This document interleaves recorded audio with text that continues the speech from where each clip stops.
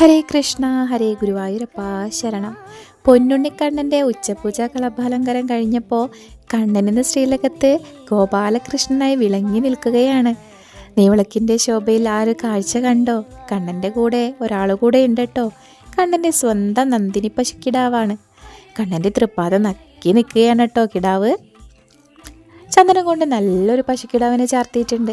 ഭഗവാനാണെങ്കിലോ രണ്ട് കൈകളോടുകൂടി പൊന്നോട കുഴൽ ചേർത്ത് പിടിച്ച് വേണുഗാനം പൊഴിക്കുന്നു.